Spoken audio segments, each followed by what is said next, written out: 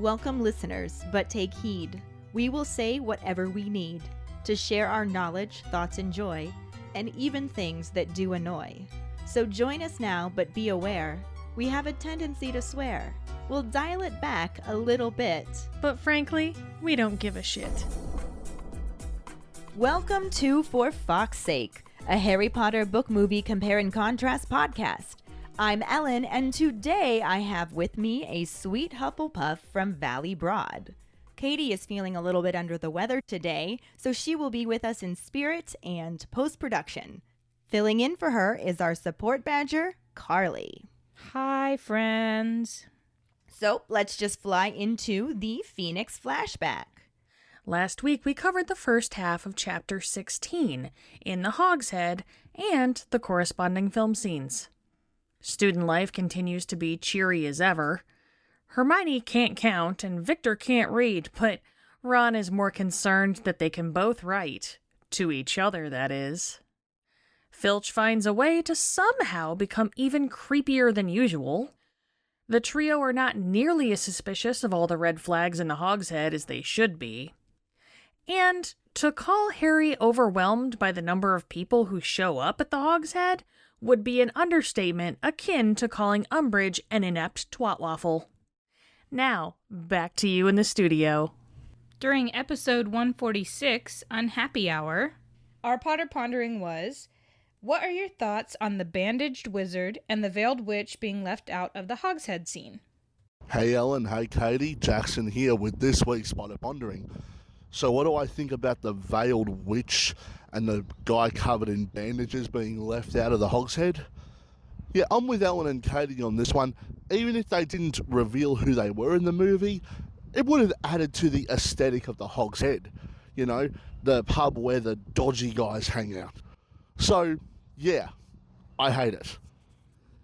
Hi, Ellen and Keighty. This is Ashley with this week's Potter Pondering. How do I feel about the movie leaving out the veiled witch and the bandaged wizard in the Hogsmeade scene? I honestly don't have too much emotion about them leaving this out.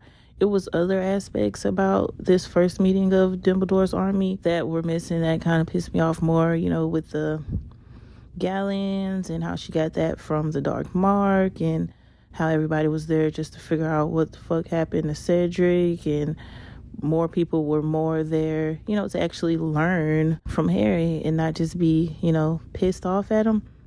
That kind of, you know, irked me a bit, but not so much this. It was fun to piece that together in the book, you know, as it was revealed that the Veiled Witch was Mundungus and the Bandit Wizard was Willy whatever, because I can't remember his name, and him telling Umbridge and Fudge about it to get out of those regurgitating toilets shits he had going on. And that's how she came up with Educational Decree number 1, banning all the outside get-togethers. And, you know, that's cool and kind of funny to piece together in a book, but, you know, I guess it's not necessary in your little short-ass movie compared to this long-ass book to push your plot line along. We're just going to make a fucking montage. Yeah.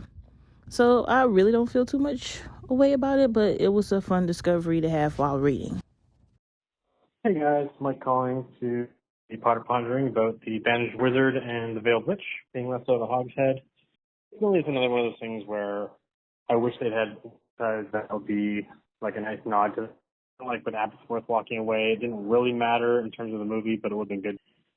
Because they didn't really use that as an explanation for anything later on, it doesn't ultimately matter in the books. So, I mean, would have been cool, but not a huge deal. The movie's already ruined everything enough without even saying about that. So, yeah, would be nice, but not too worried about it. Anyway, that's it for me. Thanks. Bye. Thank you so much for your responses. Our trivia question last week was, what does Luna say Fudge has a private army of? Luna insists that Fudge has an army of heliopaths, which, according to her, are spirits of fire.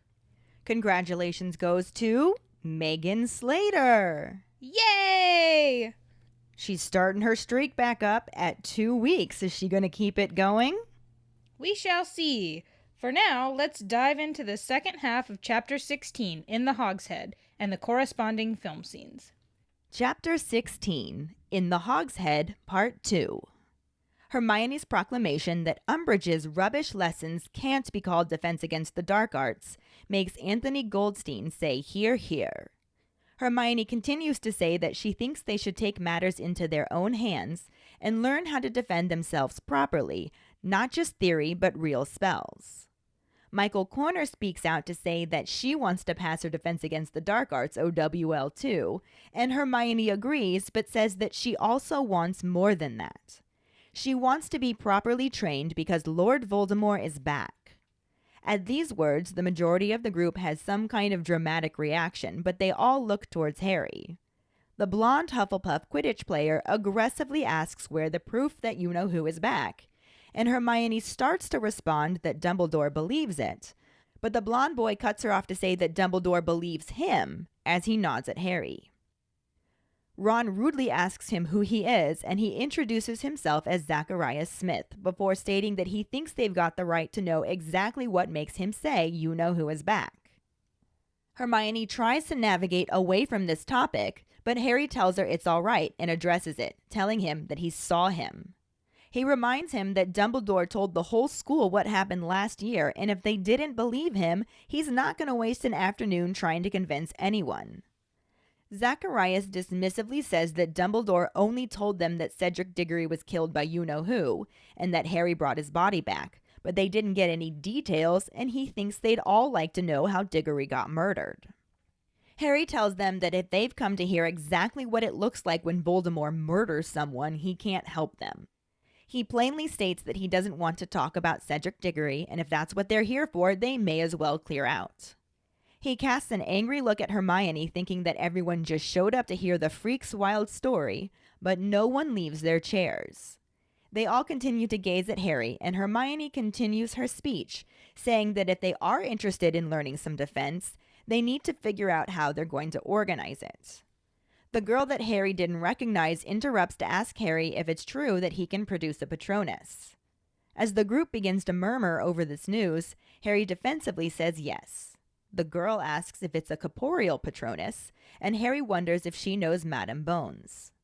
She smiles and explains that she's her auntie, adding that she's Susan Bones, again asking if it's really true that he makes a stag Patronus. Harry confirms this, and an impressed Lee Jordan exclaims that he never knew that. Fred grins at Harry and tells him that Mum told Ron not to spread it around, since she figured he got enough attention as it was. Harry mumbles that she's not wrong, and a couple of people laugh. Terry Boot asks if he killed a basilisk with the sword in Dumbledore's office, and when Harry confirms this, even more people look impressed.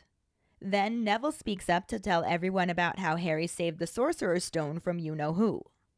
Cho reminds everyone of all the tasks he had to get through in the Triwizard Tournament, getting past dragons, merpeople, acromantulas, and whatnot. Being praised by Cho makes it very difficult for Harry to avoid looking pleased with himself, but he speaks up to tell everyone that he had a lot of help with that stuff. Michael Corner points out that he didn't with the dragon, and Susan says that no one helped him with the Dementors that summer, and Harry has to amend what he's saying. Zacharias cuts him off to ask if he's trying to weasel out of showing them anything, but Ron tells him to shut his mouth. Zacharias complains that they've all turned up to learn from him, and now he's saying he can't really do any of it. And this time, Fred and George snarl at him that isn't what Harry was saying, and offer to clean out his ears with a lethal-looking metal instrument they pull from their Zonko's bag. Hermione quickly moves the topic along to get back to talking about how often they should meet, suggesting they start with once a week. Angelina says that it can't interfere with their Quidditch practice, and Cho and Zacharias agree that it can't with theirs either. Hermione says that she's sure they can find a night to suit everyone, and also reminds them that it's rather important since they are talking about learning to defend themselves against Voldemort's Death Eaters. Ernie Macmillan barks well said, and states that he thinks this is possibly even more important than their OWLs. When no one disagrees, he continues, expressing his confusion in getting such a useless teacher from the Ministry during such a critical period. Hermione explains that they think Umbridge has some mad idea that Dumbledore will use the students in the school as a private army to mobilize against the Ministry. Nearly everyone looks stunned by this news, except for Luna, who thinks it makes sense since Fudge has his own private army. Harry questions this, and Luna elaborates, telling everyone that he has an army of heliopaths, which are very tall spirits of fire. Hermione insists that Fudge does not have an army of heliopaths, that they don't even exist, and when she and Luna begin arguing about it, Ginny does such a perfect impression of Umbridge clearing her throat that several people look around in alarm before laughing. They get back on track and decide that once a week sounds good before moving on to discuss where they can meet. As this is more difficult to figure out, Hermione eventually just says they'll try to find a place somewhere and send a message round to everyone when they've got a time and a place for the first meeting. She then reaches into her bag and pulls out a parchment and quill, steals herself, then says she thinks everyone should write their name down so they know who was there. She also says that they all should agree not to shout about what they're doing, saying that if they sign, they are agreeing not to tell Umbridge or anyone else what they are up to. Fred immediately signs, but several others look less than pleased with the idea. Ernie expressing his concern about what will happen if Umbridge does find out. Hermione reminds him that he said it was the most important thing he'd do this year and testily asks if he thinks she'd leave the list lying around. With this, Ernie agrees to sign and no one else argues.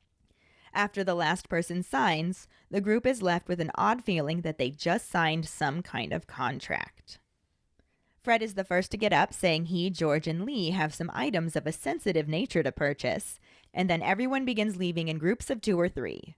Cho attempts to delay leaving, but her friend impatiently clicks her tongue and she has little choice but to leave with her, though she does look back and wave at Harry. Hermione happily says that she thinks that went well as they leave, still clutching their butterbeer. Ron expresses his dislike for Zacharias, and Hermione confesses that she doesn't like him much either, but he overheard her telling Ernie and Hannah and seemed interested in coming. She says that she thinks the more the better and mentions that Michael Corner and his friends wouldn't have come if he weren't going out with Ginny, and this news causes Ron to choke on the last of his butterbeer. He blusters about this news, and Hermione explains that they met at the Yule Ball and got together at the end of last year. She pauses in front of Scrivenshaft's quill shop and, thinking she could use a new quill, goes into the shop. Harry and Ron follow her in, the latter furiously demanding to know which one Michael Corner was. Hermione describes him as the Dark One, and Ron immediately says he didn't like him. Hermione mutters big surprise, and Ron continues protesting, saying he thought Ginny fancied Harry. She shakes her head and explains that Ginny used to fancy Harry, but gave up on him months ago, adding on to Harry that she still likes him though. Harry's head is too full of Cho to care too much about this, but still realizes that this must be why she will actually talk in front of him now. Hermione confirms this, selects her quill and goes to pay, Ron still seething the whole time. She turns back around and tells him this behavior is exactly why Ginny never told him about Michael. She knew he'd take it badly. Ron is in denial that he is taking it badly, but Hermione just rolls her eyes at him and, in an undertone to Harry, says, talking about Michael and Ginny, what about you and Cho? Harry quickly asks what she means, wondering if he'd been that obvious, but Hermione simply smiles and points out that she couldn't keep her eyes off him. And Harry has never before appreciated just how beautiful Hogsmeade is. The movie section starts up with a boy questioning why they would need a proper defense against the dark arts teacher. Ron snarls back at him that you-know-who is back and calls him a tosspot. The boy retorts, so he says, as he nods towards Harry. And Hermione interjects to remind him that's what Dumbledore says. The boy says that Dumbledore says because he says and demands proof. Harry looks down dejectedly when another boy, sitting next to Ginny, speaks up and asks Potter to tell them more about how Diggory got killed. Cho, who is next to Luna, looks up at Harry with wide eyes. But Harry also stands and insists that he's not going to talk about Cedric, and if that's why they're all here, they should just clear out. Luna looks on in sympathy as Cho sighs and Harry turns to Hermione and whispers that they should just go since everyone thinks he's just some sort of freak. Hermione tells him to wait, and Luna speaks up to ask if it's true that he can produce a Patronus charm. Everyone looks at Harry, but it is Hermione who answers the question, telling them all that she has seen it. Dean is surprised and impressed that he can, and Neville joins in the conversation to tell the group that Harry also killed the basilisk with the sword in Dumbledore's office. Ginny confirms this, and Ron adds that in third year, Harry fought off about 100 Dementors at once. Hermione begins to tell them all that last year he really did fight off you-know-who in the flesh, but Harry cuts her off to explain that it all sounds great when you say it like that, but the truth is that most of it was just luck. He says that he didn't know what he was doing half the time and nearly always had help. Hermione tries to say that he's just being modest, but Harry insists that he's not. And he describes how facing that kind of thing in real life is not like school, where you can just make mistakes and try again the next day. He tells them that they don't know what it's like out there, when you're a second away from being murdered or watching a friend die right before your eyes. Everyone looks down somberly as Harry retakes his seat.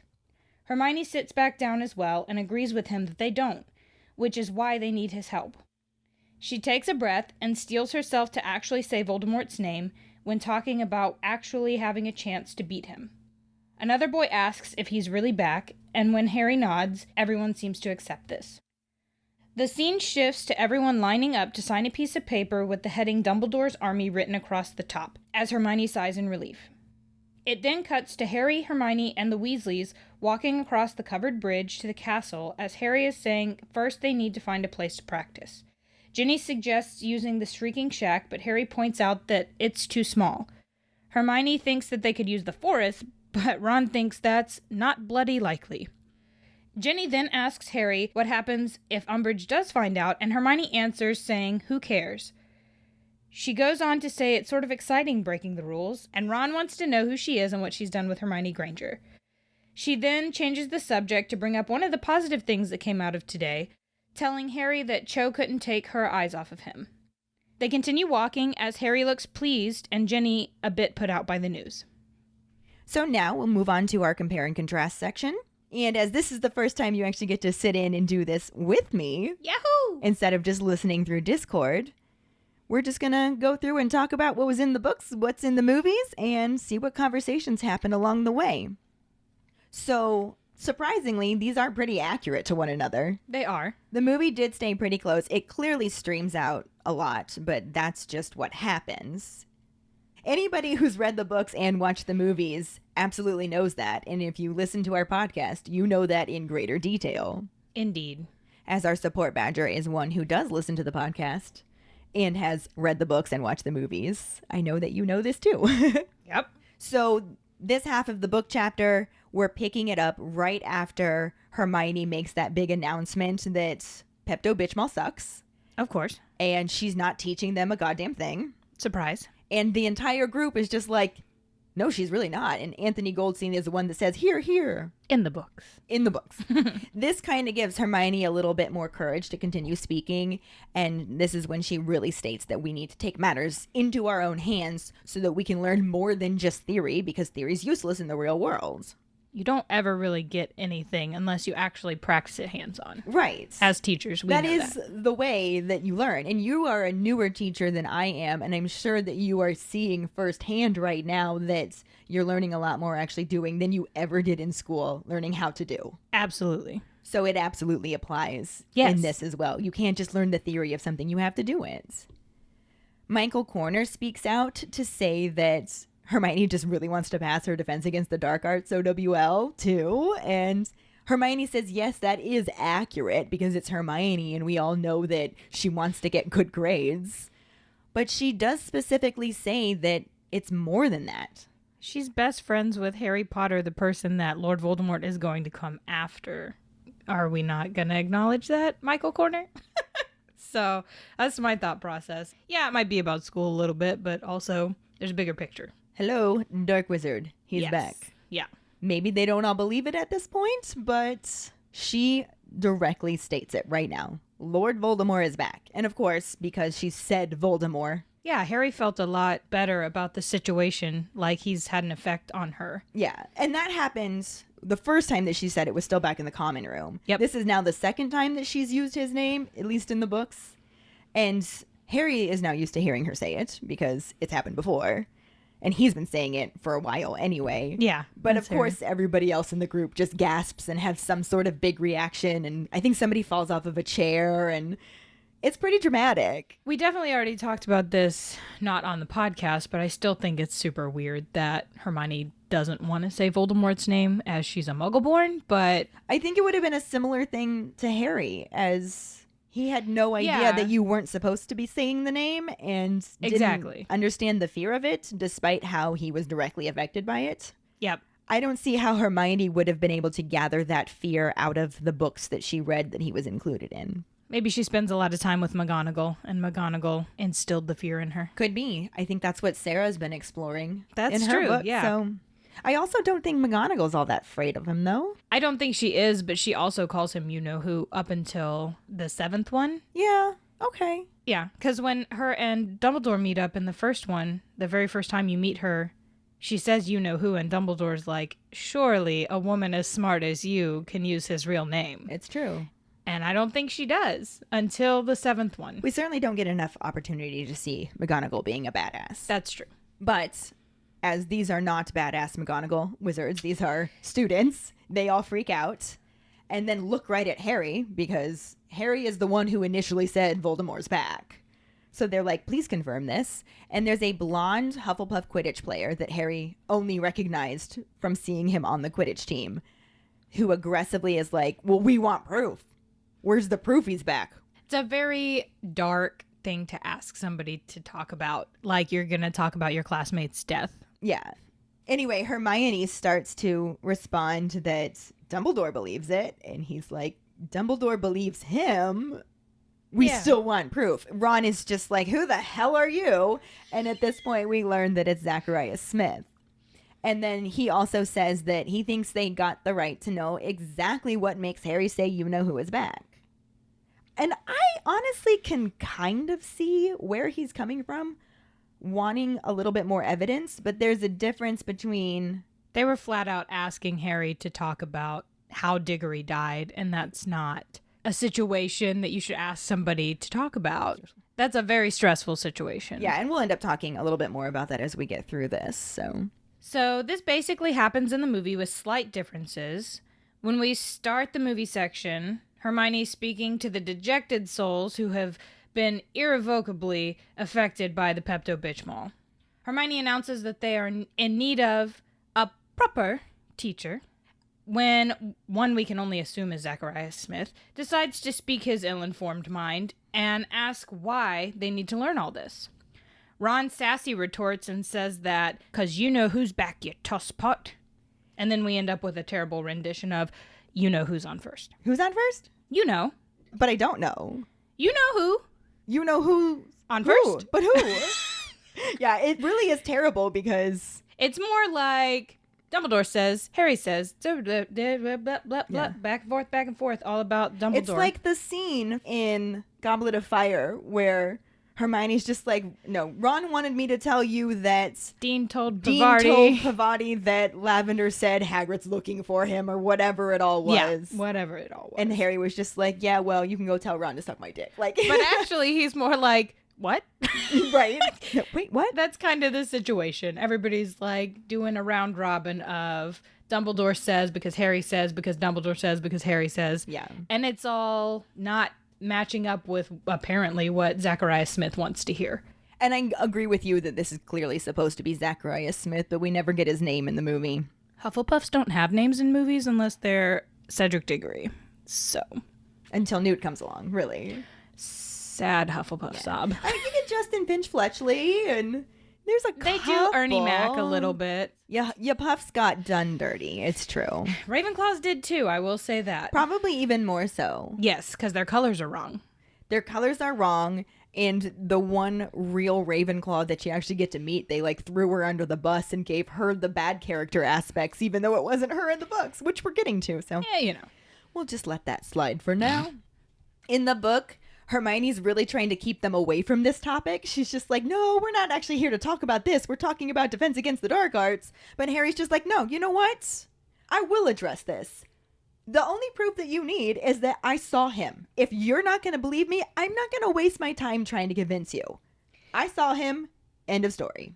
I don't really know how else you would convince people because it's a situation where you don't have any other proof other than you saw him. Right. Like, what do you want me to do? I brought back Cedric's dead body. Do you think I killed him? And is that a conversation that they have? Oh, you know the Slytherins were saying that. I'm sure the Slytherins were, but do these little Hufflepuffs think that Harry Potter murdered Cedric Diggory, a 17-year-old wizard who had a lot more experience than Harry? I would assume that the ones that showed up to this meeting don't think that.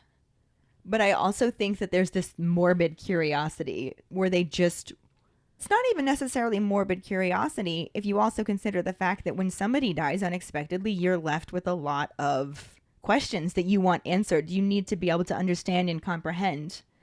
And that could be what this is partially, especially for the Hufflepuffs and like Cho, who's there, that really are still trying to wrap their mind around somebody important to them being gone. I think that particularly this book makes me think how much there should be mental health care in the wizarding world. 100%. And as much as I say all of that in their defense, Zacharias is also just a total little douchebag who is being a dick right now. The very un-Hufflepuff. Yeah, because he's completely like, well, Dumbledore only said that Diggory was killed by you-know-who and Harry brought him back. We didn't get any details. So my problem with Zacharias Smith in that instance is, where's your loyalty, sir? Yeah, he just flat out says he thinks they'd all like to know how Diggory got murdered. Like, do you want a play-by-play? His ex-girlfriend is in the room. She does not want a play-by-play. I can almost guarantee it. She definitely wants to talk about it, but more like her feelings about it, not the details, I think. She needs a therapist. Well, they all do. Harry especially. And Harry's response to this is, if you think that I'm here to describe you exactly how it looks when Voldemort murders somebody, you are in the wrong place. You may as well just go. We're not going to talk about that. I don't want to talk about that. If that is what you're here for, bye. And that's so re-traumatizing for Harry to have to think about his family. I mean, he has to describe this situation that happened, and then he also has to think back to when his he was there when his parents were murdered. Yeah, he might not remember it fully, but that definitely triggers something for sure. No, I don't want to talk about how this guy got murdered in front of me because it also happens to be the way that my parents got murdered in front of me. And this makes him pretty upset with Hermione because now he feels like she just set him up to be the freak that everybody wants to hear his wild story, but nobody really wants to listen to him otherwise. And of course, that's not what she did at all. She was not intending for people to come and be like, hey, tell me how Diggory... Like, that's not what anybody wanted. And that's exactly why she tried to steer the conversation away from that. But despite Harry telling them that they should leave, they don't. So there is some genuine interest in being properly taught, too. And probably still a little bit of the curiosity lingering. Maybe we'll hear something along the way. Yeah, it's very similar to when you, like you said, have somebody near you that dies unexpectedly. You want to know what happened, but in like a respectful way. Like, oh, this person is fairly young. What happened to them? I don't know why they didn't believe Harry when he was saying that Voldemort was back. You want to know all those details and to understand like what happened. But you don't have to have like in-depth, gritty details to understand Voldemort's back, Cedric's dead. But apparently they think they do. They're wrong. Again, similar in the movie, not exact, the maybe Zacharias Smith says that the only reason Dumbledore says that Voldemort's back is because Harry says so. The sasshole, for lack of a better term, asks for proof that Moldy Voldy is back. A boy sitting next to Ginny, who I'm going to assume is her current beau, Michael Corner, which we have not technically learned about yet, but we will. We will. He then asks to know more about how Diggory died. And today on Things That We Don't Fucking Want to Talk About, starring Harry Potter. Right, how Diggory died. And so this is very similar. Mm-hmm. It's just a different person bringing it up. Like, the same things are happening, but they kind of assign the roles to different people. Yes. And just to give one-line wonders their lines. So... Then the sad basset hound eyes of Cho meet Harry's. Harry quickly gets to his feet and in an amazing bit of self-advocation, which he usually doesn't have, says that he's not going to talk about Cedric. Continuing to say, if that's the only reason that they came, they better clear off. Harry turns to Hermione and exasperatedly says that they should just leave because everyone is here because they think he's some sort of freak. And this is just a flat-out ding. Yeah. Like, that is spot on to how that happened. Yeah, that is 100% how that happened in the book. And this situation is so sad because he's so frustrated because he wanted to teach them. And they're not here to listen to that. They're here to hear the sad tale of Harry and the skipper. Well, I think it's not even just that. He was already a little reluctant about teaching them.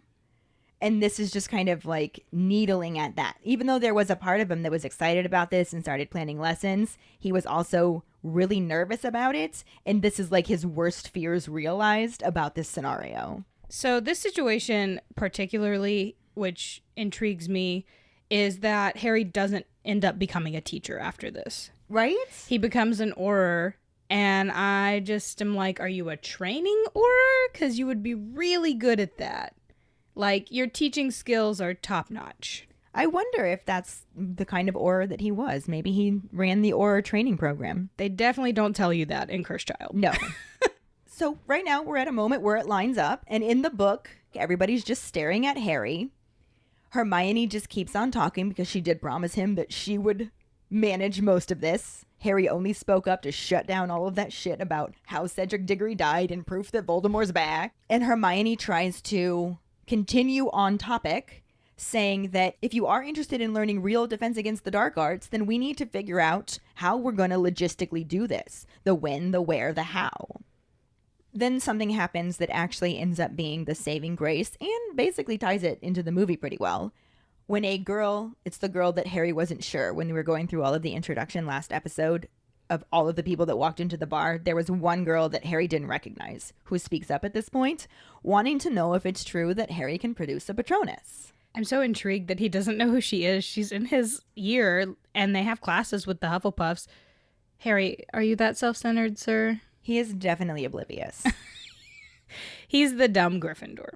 Sometimes. Sometimes. Definitely not a Ravenclaw. So in the movie, Luna, our ever-present empath, looks over at Cho with her kind eyes. And then responding to Harry says, "Is it true you can produce a Patronus charm?" This causes pause in the audience of the Hogwarts students. Harry stares, but Hermione, as always, is ready with an answer. And she tells them yes, and that she's seen his Patronus, because she has, because Harry saved her life. Right. So this is another one of those moments where they're just kind of reassigning the role. Yes. Because it is not this girl that Harry doesn't know. It is Luna, who obviously she's pretty important to the story, and they're probably just trying to give her a little bit bigger of a role, I would imagine. Really, in both the book and the movie, I would say that the group begins to murmur over this news. They do. The book has Harry answer it, though, not Hermione. He just gives a very defensive yes, like, what are you getting at with this?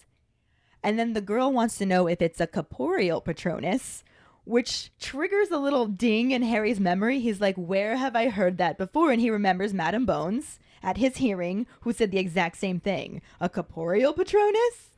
And he's like, wait, do you know Madame Bones? And then this girl explains that she's her auntie, saying that she is Susan Bones. And then again wants to know, like, is it true that you make a stag Patronus? That's what my aunt said. I love this line with Jim Dale recording it because he says, she's my auntie. And it's so cute and very much for a grown man, a cute little girl moment. It was pretty good, yeah. Yeah. But like I said, it's Harry that is doing the confirmation, not Hermione. And he says that it is a stag Patronus. And this really impresses Lee Jordan, who's like, oh my gosh, I never knew that about you. Which makes Fred smile because he's like, yeah, Mom told us not to say anything to anybody. She figured you got enough attention as it was. And Harry's just like, yeah, well, she's not wrong. And she's not wrong. She's not wrong. And I think that enough people know that to get it because they kind of chuckle when he says this. So in the movie, we trade Lee Jordan for Dean, the one-line wonder. Basically, he says the same line. He's very impressed by the fact that Harry can produce this Patronus. And Neville ends up piping up to say that Harry killed a giant nope rope with the sword in Dumbledore's office. Ginny confirms that, and Ron spouts off that in their third year, Harry fought off about 100 Dementors at once, which is true. It is all true. And this is interesting because we did get all of this information ahead of time when Ron and Hermione are listing it off for Harry, like, look at all of the stuff that you've done. And then they kind of go through it again, except now it's the random people in the school listing it off. But again, they reassigned it because it's actually Terry Boot in the book Who says that he killed the basilisk with the sword in Dumbledore's office, mentioning that one of the portraits up there told him? I love the idea of the portraits gossiping, by the way. That's the best thing, that they're like, oh, do you know Harry Potter? Because you're in his year. Did you know he did this? Did you know he did that? Because we're Right? sitting in Dumbledore's office watching it all happen. Yeah. And then Harry confirms that that is accurate, which make even more people look impressed. So now it's just like, he can produce a Patronus? He killed a basilisk? And then Neville speaks up also to tell everybody about how Harry saved the Sorcerer's Stone, if you're in America, or the Philosopher's Stone in Britain. But does he say that? No, he doesn't say that. In the American version, at least, he actually says the Sorcerer's Stone, which really makes me wonder if he called it the wrong thing in the British book too. And I'm definitely going to have to look that up when I get to the episode that we do that compares the UK version to the US version. Because I want to know how they messed that up, but I didn't do it right now. This is just something that popped into my head at the moment. Maybe he says the psychologist stone. Maybe, right? So Neville mentions the Sorceress Stone, not the giant note rope, which is interesting to me. Slight little change. Wasn't really necessary, in my opinion. But I do like this because it kind of leads back to Neville and Ginny having a relationship, a friendship, after the Yule Ball, after they went on their little date. Yeah, I think that that fits in too, because earlier in this book, when he introduced himself to Luna as no one, she was just like, stop that, you are someone, just immediately like, don't you dare do that to yourself. At this point in the book, Cho also reminds everybody of all of the badass things that Harry did to get through the Quad Wizard tournament, mentioning the dragons, the mer people, the acromantulas, and all about the whatnot, because it's all about the whatnot. Always about the whatnot. This moment makes Harry so happy. Anytime Cho looks at him, he either gets, the awkward boner, or just super prideful and happy, feeling light and fluttery. He feels very Gryffindor when she looks at him. Yes. And he actually has a really hard time not looking pleased with himself in this moment. He's trying to be humble about all of this stuff, and Cho compliments him, and he just wants to grin ear from ear like the Cheshire Cats. And he's just like, must be serious, must be serious, must be serious. But S-E-R-I-O-U-S, not S-I-R-I-U-S. Serious. He's very much a jock. Uh-huh. I can see that totally. In an effort to continue on with being a little bit more humble, he speaks up to say that he had a lot of help with all of that stuff, but Michael's just like, not with the dragon. That was just awesome flying. And Susan pointed out that nobody helped him with the Dementors over the summer either. So Harry's just like, okay, well, I had to help with a lot of it. Small question about Susan. Is her auntie coming home and telling her about all of these things that she's doing at work? Isn't there privilege in the wizarding world? Privacy? It seems very much like maybe you shouldn't talk about it. I kind of wonder if maybe Susan Bones has a little crush on Harry and her auntie is just feeding into it a little bit. She does live with her auntie because once you get into the Bones' details, Susan's parents were actually killed around the same time that Harry's parents were killed. So her auntie is raising her, so she would know that. Yeah. As a little cutesy thing. She I like probably it. does. New headcanon. But anyway, so Harry is really just trying to show some humility, but Zacharias, being the sasshole that he is, makes this comment about how he's trying to weasel out of showing them anything or teaching them anything. And I don't think Ron likes the use of the word weasel, because he gets really sassy back to him and just tells him to shut his mouth. And sasshole over there is just like, but we've all turned up to learn from him, and now he's saying he can't really do any of this shit. And Fred and George are just in one of my favorite moments, which if I'm being honest, most of Fred and George moments are my favorite moments. But they're like, that's not what Harry was saying. Do you need us to clean out your ears? And they pull some sort of lethal looking metal instrument out of their Zonko's bag and just threaten him with it. And I'm really upset that that wasn't in the movie, because he was being a sasshole. You think that's a probity probe? Maybe. Zacharias Smith must be around Ginny's age. I think they're in the same year. She's going to take care of him. Oh, that is definitely something Ginny's going to do. Probably a bat bogey hex. She is good at it. As the flashback of the books winds down, Hermione mentions the events in the graveyard, but she's swiftly cut off by Harry. Harry explains that, as often is true, the cool-ass stuff that you do is also scary as fuck. Yeah. It's often based on faith, trust, and pixie dust. Or maybe just a dash of luck. definitely the luck, but I have no problem with pixie dust being involved. Well, pixies in Harry Potter are blue, so that would be blue glitter everywhere. Maybe the Ravenclaws do get something. Maybe. In true Harry fashion, he says that he didn't know what he was doing half the time and nearly always had help. It is nice to know that he knows he would have died in the first year without Hermione. Yeah, and I think that he is very aware of that his humility is not him faking it. I think he genuinely sees himself for what he is, maybe even a little bit self-deprecatingly. Yeah, he definitely doesn't recognize his smarts sometimes. And his strengths in general. Yes. And I always think about this when Max talks about how much he hates Harry, because we get the whole book from Harry's perspective. And when you have a self-deprecating narrator, a lot of times it can color your own perception of that character. I felt the exact same way about Bella in Twilight. But then read Midnight Sun, and it changes your perspective. Yeah, it did. Of how the book is, yeah. I've never really thought of it that way, that you're seeing everything from Harry's kind of third-person perspective, but you really are getting everything through his eyes and thought process and how he's reading people, and not really actually what they're doing. Right. And he's definitely oblivious and also critical of certain characters even more so, which is understandable, but we are getting a very colored perspective of it straight from Harry's eyes, not necessarily reality. Maybe Malfoy's actually a nice guy. I don't know if I'd go that far, but maybe he has redeeming qualities. He definitely does, but we don't have to get into that today. Anyway, Hermione eye rolls Harry and says that he's just being modest. Harry loudly objects that he isn't. He puts things into perspective that real life is not like school. He's had his ass handed to him way more times outside of school hours than in. Unsurprisingly, the group of teenagers are staring in horror as Harry describes how terrifying it is to be inches from death, or hey, even watching your hunky Hufflepuff friend get murdered right before your eyes. And again, this is lining up with what the book had. Slightly different, but the gist is definitely giving us the same vibe. They definitely streamlined this a lot to make it a shorter scene so that Harry is saying all of this in a condensed moment. Right. The Hogwarts students realize that Harry maybe isn't being a liar about Voldemort coming back.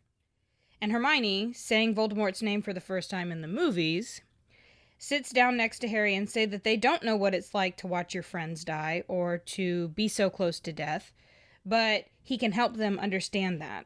And this is really interesting. Keighty and I mentioned this last week when we were at the book section about her saying Voldemort for the first time, because it does happen here. It is a very similar thing. It's her stuttering through saying it. She's being brave, but it also does not make any sense for movie Hermione to do that, because back in Chamber of Secrets, she specifically took Dumbledore's line and said fear of a name. Yeah, I definitely think that that's weird, again, saying that she's a Muggle-born, and I just don't think that there would be any actual fear behind the name. But even if they wanted to put it that way, because that's how the books had it, so even if we're going to go with that, the movies are already contradicting it. Accurate. So it's just kind of a for fuck's sake moment. Can you get it straight? And I know that when you switch through different directors, continuity does become an issue. But maybe just do a little bit of research. Maybe read the books. Almost like they didn't read all of the books before they got to making this. Perhaps watch the previous movies too. Who knows? Whatever they do, I know that they're going to end up remaking this in the future. I don't know if it's going to be soon in the future, but at some point in the future, we will end up getting a Harry Potter remake. It's an amazing cash grab. You know they're going to do it. I'm okay with it.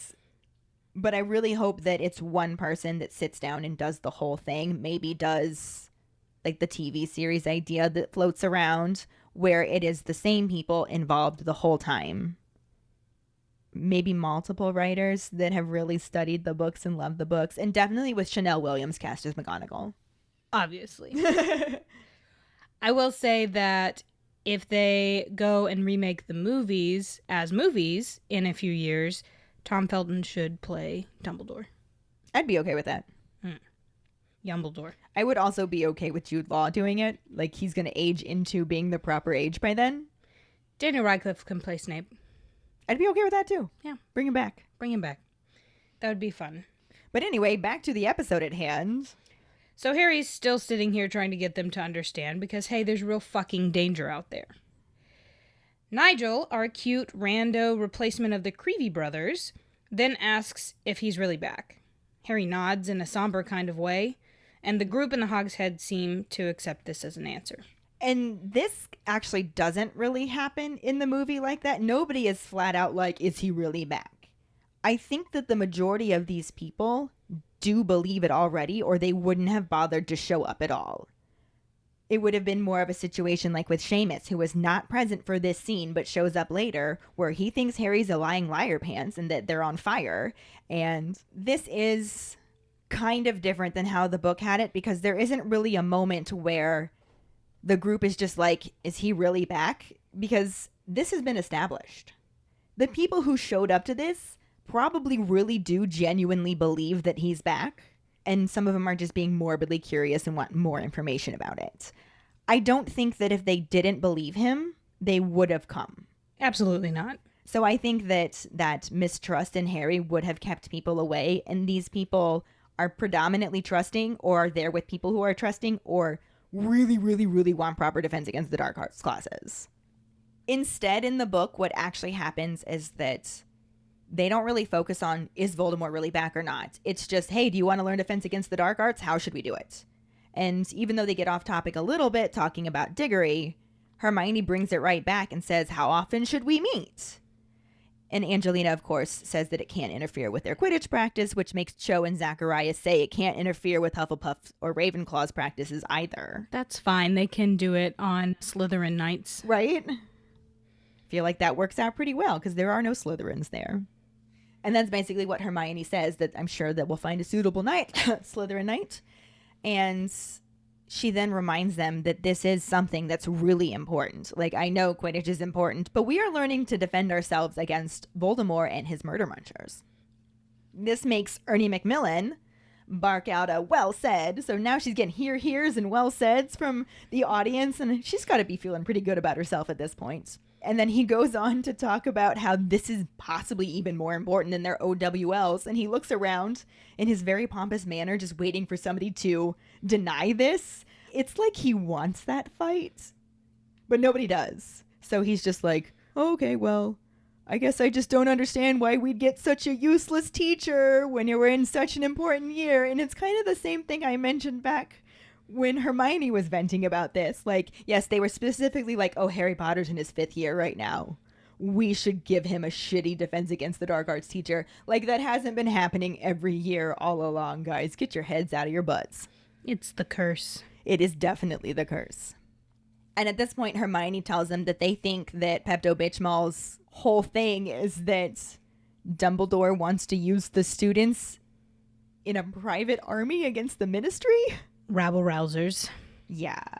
This kind of shocks everybody except for Luna, who is completely unfazed by the news and says that it makes sense because Fudge has his own private army, which then shocks Harry, who's like, wait, Fudge has a private army? I don't think that the Order knows anything about this. And then, of course, we get another amazing Luna moment where she says, yeah, it's an army of heliopaths. Which was our trivia question. Yeah, and then when Neville's like, what? Teopath?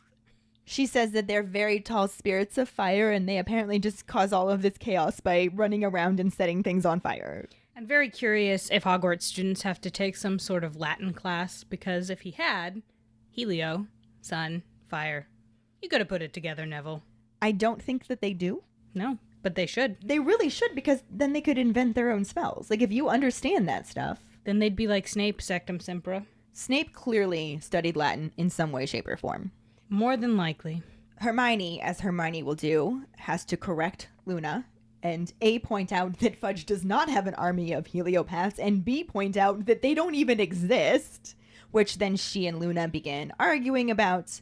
And this could probably have gone on for quite a while. I can just imagine this. Yes, they do. No, they don't. Yes, they do. No, they don't. Another round robin of who's on first. Right?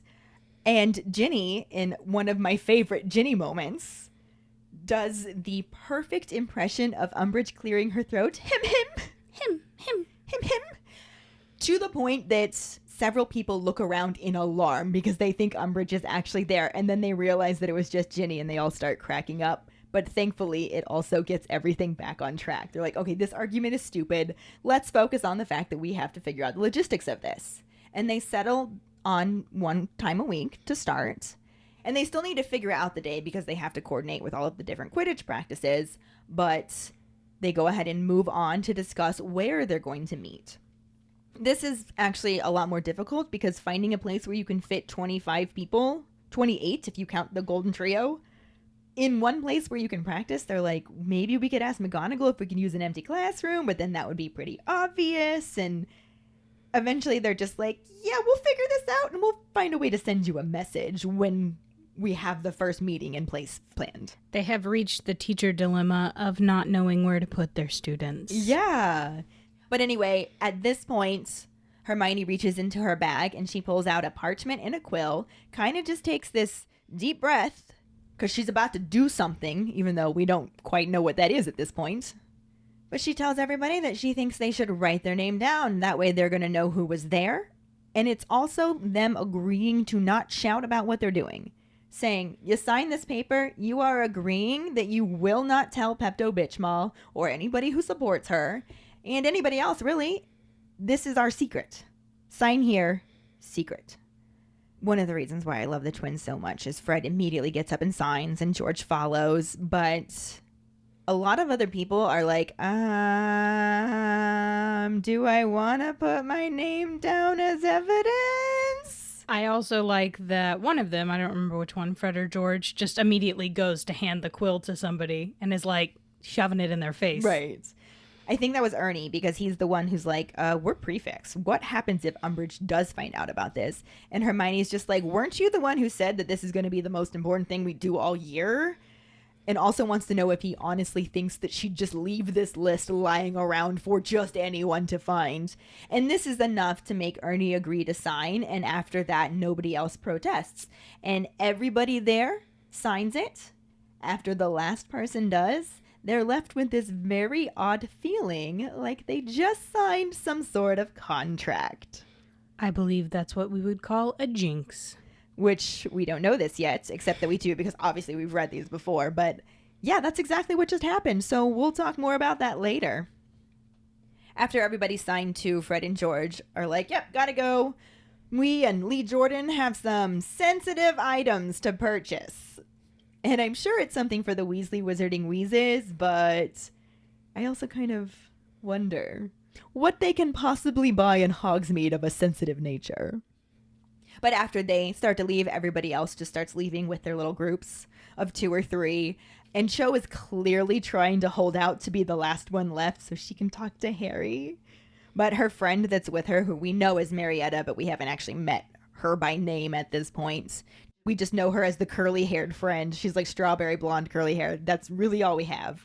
And that she's apparently very impatient with Cho. And very mistrusting in Harry. Maybe she has some ill will towards him just being a best friend of Cho. And being like, this boy's not making a move. He's not helping with the situation. You know, being very teenage girl. Because they're 16, right? Because Cho's older than Harry. Yeah, I'm inclined to think at this point it is a protective friend sort of thing. But I also know, we find out later, that there is a little bit more to it than that. Anyway, she has no desire to hang around to talk to Harry. She's not the one with the crush on Harry. So she eventually just, we gotta go bitches Cho, right out of the Hog's Head. And Cho is left to just give a very cheery wave to Harry, and that's it. After everybody else is gone and it's just the Golden Trio, Hermione's pretty happy and says she thinks that went well. And they all have the last bits of their butterbeer as they walk out. And Ron responds to this by expressing intense dislike for the sasshole Zacharias, which I guess I can't blame him. He was definitely, yeah. Boy's in my house and I don't like him. Right? And even Hermione says that she doesn't like him either. But she had to invite him because he overheard her telling Ernie and Hannah and seemed interested, and she thought the more the better. She also mentions that Michael Corner and his friends wouldn't have come at all if he weren't going out with Ginny, and Ron is just like, wait, what? Chokes on that butterbeer. Full on chokes on the last of his butterbeer. And I honestly, when I first read this, I thought it was the strangest thing ever that they left the bar with their butterbeer still. But I think it was done just so Ron could choke on it. I just think that she wanted that visual image of Ron doing a choking spit take to learn that his baby sister has a boyfriend. Spit takes are, you definitely have to have something in your hand. You gotta have something for that spit take. And it's very disappointing that that actual bit of physical comedy did not make it into the movie. Nor do you find out that Ginny is getting more confident in herself by dating a lot of people. Right.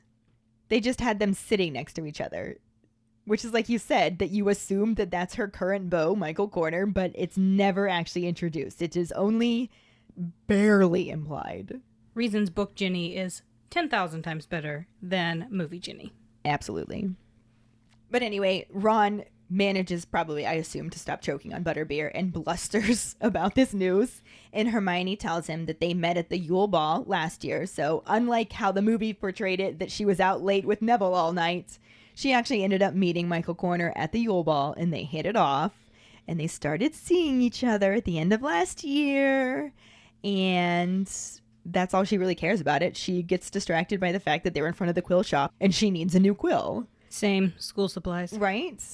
And Harry and Ron follow her in, mostly because Harry's going to follow her wherever she goes as he just floats on his cloud thinking about Cho. But Ron, because he really wants to know more about this whole situation and he's demanding to know which one Michael Corner was. In this part, we were talking about this when we were plotting stuff out for this, and Hermione describes him as the dark one, and I don't know if this is a British thing, but it's going to become our pondering because when I read that he was the dark one, I imagined him to have dark hair, and I kind of just pictured him as emo. But when I read it, I pictured him maybe as a person of color. And from what we can tell, it seems like that's kind of just a thing on the internet, too. Yes, there is a Reddit thread about, is he just emo or is he a tall, dark, and handsome kind of lad? And that's why I was kind of wondering if it was a British thing, that to say the dark one, like you have the blonde one and the dark one. Is that just how they describe brunettes, maybe? Maybe. But we don't know because it could go either way, really. So we want your opinion on that. We're interested. That'll be our pondering. We'll come back to that. Ron immediately states that he doesn't like him, which Hermione's like, well, obviously you're not going to. That's not shocking to me. And then Ron continues on, not even listening to Hermione at all, saying that he thought Ginny fancied Harry. And I love this part so much because Hermione's just like, well, Ginny used to fancy Harry. And then like undertones of, I told her she should move on. But in reality, she just says, she gave up on him months ago. And then like worried that maybe she insulted Harry. She's like, but she does still like you. Like she thinks you're a wonderful person. She just doesn't want to date you anymore. Except that she also kind of does. But that is beside the point. Ginny is moving on and Ron is caught up in this. I like that Ron is like offended that she likes somebody else for like Harry's sake. Like your sister likes your best friend, but then now she likes somebody else. Ugh, I don't want her to like either. Such a big brother. I kind of feel like Ginny liking Harry felt safe to Ron because he didn't think Harry would ever return that. I think that he figured she'd be like a little sister to him too. And that was just safe. But then Ginny liking anybody at all is obviously not okay. So he has to be the big brother. And then throughout all of this, like I said, Harry is just floating on the Cho cloud. He's just over there going Cho-chang and has no care in the world for any of this conversation. But he does kind of pick up on the fact that, oh, that's why she talks in front of me now. Because she used to just like deer in headlights freeze. And then sometimes even dirt from the room or... Which is adorable. Yeah, I love it. But I always kind of figured that Ginny needed to get over her crush on Harry to develop real feelings. Yes. I assumed that that's what this was. Starstruck is what I always kind of took it as when she meets him at 11. Well, she meets him when she's 10. She's 10. She meets him and it's just kind of like, oh, it's a famous guy. Of course, I want to talk to the famous guy. Oh my gosh, it's Harry Potter. It's Harry Potter. You got to get over the he's famous aspect. Right. She had a crush on him as the hero and then developed real feelings for him as a person. I mean, he did save her life, so... Understandably. Yeah. He can be both. But anyway, Hermione confirms to Harry that this is exactly why Ginny talks in front of him now, and then gets her quill and goes to pay for it, and Ron's still like, and she turns around to him and she says, "This is why Ginny didn't tell you, because she knew you'd take it badly." And Ron's like, "I'm not taking it badly. I just think that my sister needs to get one of those chastity belts. That's all. That's reasonable." Wonder how he feels when Ginny gets pregnant for the first time. Hermione just rolls her eyes at this and then changes the subject by turning to Harry and saying, "Talking about Michael and Ginny, what about you and Cho?" He's got that Choner Boner. Exactly what that is. The awkward Choner Boner. Cho Chang. But Harry is like, "What do you mean?" And he's just really worried that he's super obvious. Like, is there drool on my face? You probably have a boner in your robes, sir. Right. Is there drool on my face? Is my awkward boner showing? Like, that's totally what's happening right here. But Hermione just smiles at him and says, "She couldn't keep her eyes off you, could she?" And Harry's just like, back on his cloud. Oh, Hogsmeade is so beautiful. He needs a giant notebook like in Romeo and Michelle. And Alan Cummings' character always had his giant notebook when he came around Lisa Kudrow's character because he always had a boner. Hold it in front. That's not how it happens in the movie, which streamlines the logistics nearly all the way out of it. Instead, we get a little montage of them signing Dumbledore's army, but Fred and George are still first, which makes me happy. You can see their names at the top. Yeah, yay, little ding. Little ding. I like the little ding. The camera pans to show Harry, Ron, and Hermione looking happier than they have in a while. And that is literally like all we got of the conversation of after everything signing. Our scene changes to the Golden Trio and the Weasleys walking across the covered bridge and discussing what they could use as a practice space. Which is the closest that it gets to having this conversation. They had it during the meeting a little bit, couldn't agree to anything, and just moved on and went to signing the letter. So now it's a little bit out of order, but it still touches base with it. Some ideas are tossed around. Ginny, in her one-line wonder, gets to suggest the Shrieking Shack, but Harry vetoes that by saying it's too small. Which it is. It is. Only built for one werewolf, not 25 to 28 students. Right. Hermione shockingly suggests the forest, but Ron vetoes that by saying not bloody likely. And there's two reasons why I don't like this edition, because it definitely didn't get suggested in the book at all. There's no way Hermione would suggest doubling up the illegality of this by going into the forest with a club that they're, well, I guess at this point it's not illegal, but they're still not really supposed to do this and trying to keep it quiet. And Hermione's like, let's also break the rules and go into the Forbidden Forest. I understand her line of thinking, or at least the writer's line of thinking here, is that Hermione would be like, that's a place nobody would go. Yes. Except Hagrid. But also, they're not supposed to go there. So it might look super sus if 28 people just randomly make their way out to the Forbidden Forest on random evenings. Disappointing that Ginny did not recommend the Chamber of Secrets. Because Harry's the only one that would be able to access that. Yes, but also, I don't know that she would want to go back down there. Oh, that's true. Very traumatizing for her. Being the mom of the group, Ginny asks what happens if they get caught. Hermione, in an uncharacteristically rude manner, cuts her off and says, "Who cares?" I really don't like this line. Yeah, it is not very Hermione at all. It definitely didn't happen in the book. I guess this is like funny. I think they were attempting to make it funny, but it comes off as Hermione being rude to Ginny, and they're friends. They're not jokey like that friends. Well, Hermione's not like that. No, that's not Hermione's personality If at all. Ron said it, it'd be completely fine. Sounds totally like something a big brother would say to a little sister, and it also sounds exactly like something Ron would say. It does. But I guess Hermione's finally accepted that being a Gryffindor means rule breaking's fun. I love this, though, because there's the memes about how she's just like, it's sort of exciting, isn't it? Breaking the rules. And then it shows her like setting a teacher on fire and being out of bed after hours and just... Yes. Yes, because this is the first time you've ever broken the rules, Hermione. The one that shows where she's freaking out about Harry attacking Snape in the Shrieking Shack. You attacked a teacher! Then it shows her attacking Snape with fire. Yes, Yeah, exactly. Yeah, it's just weird, and I'm sure they just thought it'd be funny, have Hermione say this funny, cute line, and continuity. And they still get to have Ron say the who are you and what have you done with Hermione Granger thing. And that's funny. But, like, could she have said it to somebody else? Because to Ginny, it just seems mean. Yeah.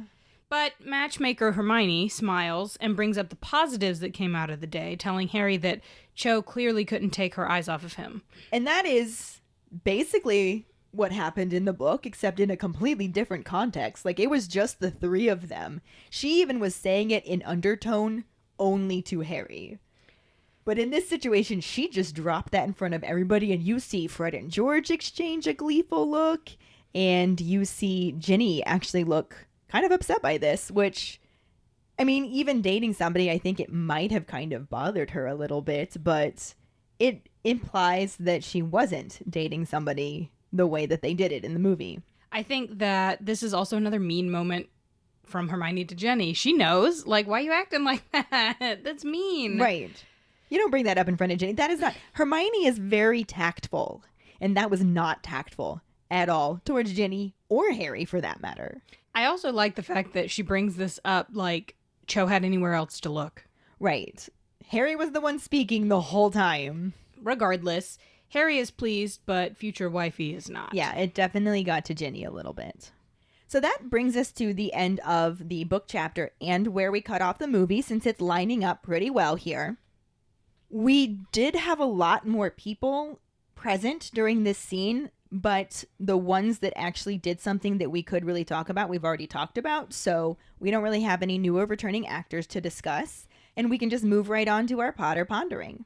So this week we want to know, what did you imagine Michael Corner to look like when Hermione described him as the Dark One? Find the post on our Facebook page and share your thoughts. Or call us at 216-526-6792 and leave your response as a voicemail. Make sure you start off telling us your name and then go into your answer. We really look forward to reading, hearing, and seeing them. This will bring us to our Sorting Hat story, which is from Cosplay Arthur, who we met at LeakyCon in Orlando. Cutest thing ever. He writes, "My house is Gryffindor, with strong Hufflepuff undertones. My wand is hazel, and my Patronus is the gray squirrel. I got into Harry Potter through my wife, who read the first book, absolutely loved it, and so I read it as well. And the rest, they say, is history. As you know, Book 5 is Order of the Phoenix. Arthur Weasley played his part in the Order, as did Molly and many others. Now that Voldemort is no more and Muggle relations are on a more even keel, Arthur is starting the Order of the Rubber Duck, logo to follow soon. This is part of Arthur's Share the Magic, Share the Love campaign, because we can all do with a lot more of both. The mission of the Order of the Rubber Duck is to expand wizarding knowledge and understanding of Muggles and their customs, and thereby dispel erroneous notions that impede wizard-Muggle relationships. Dumbledore was all about love, not only for and among wizards, but house elves, goblins, giants, magical creatures, and yes, Muggles." Well, that's just plain adorable. I know, I love that so much. Thank you for sharing your Sorting Hat story with us, Cosplay Arthur. I'm so disappointed I wasn't with you guys at LeakyCon to meet him. I know. He was so cute. He talked to us for quite a while on the last day when we were getting ready to leave. We just stood around and just chatted with him. I like the Order of the Rubber Duck. It sounds like a lovely thing. It really does. And if any of you other keepers out there listening would like us to read your Sorting Hat story on a future episode, you can email it to us at forfawkesakepodcast@gmail.com. Let us know your house, wand, Patronus, how you got into Harry Potter, and anything else you might want to share with us. Or you can message it to us over social media. So now we'll go to the trivia question.